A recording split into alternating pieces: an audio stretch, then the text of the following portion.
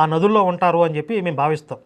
మరి పుష్కరాలు వచ్చిన టైంలో ఆ నదీ పరివాహక ప్రాంతంలో మీరు నీళ్లు తాకండి, మాకు ఆ దేవతాశక్తి వస్తుంది ఆ నదుల్లోకి, అక్కడ స్నానాలు చేయకండి, ముట్టుకోకండి, మీ దేవుడి పైనుంచి అన్న సెపరేట్గా ఇస్తాడేమో అడగండి. ఇవన్నీ చేతగావు ఈ సన్నాసులకి, ఈ దద్దమ్మలకి, ఈ పుండాకోరులకి, ఈ పోరంబోకులకి. వీళ్ళు మన దేవుళ్ళ గురించి, మన ప్రసాద గురించి చర్చలు పెట్టి, అంటే ఎలా మాట్లాడుతున్నారంటే అసలు వ్యభిచారం చేయొచ్చా చేయకూడదా అన్నట్లుగా అదొక పాపిష్టి కార్యంలాగా. అందుకే నేను చెప్పింది ఏంటంటే ఈ పాపిష్టి వాళ్ళకి మనవాళ్ళు ఇక్కడి నుంచి ప్రసాదాలు పెట్టకూడదు. ఎవరైనా సరే ఇప్పుడు తిరుమల ఎవరైనా అన్ని మతస్థులు వస్తున్నారనుకోండి, వాళ్ళు ఏం చేస్తారు, డిక్లరేషన్ ఇస్తారు, మాకు వెంకటేశ్వర స్వామి వారి మీద విశ్వాసం ఉంది, గౌరవం ఉంది, నేను నమ్ముతున్నానని చెప్పి డిక్లరేషన్ ఇచ్చి దర్శనానికి వెళ్ళొచ్చు.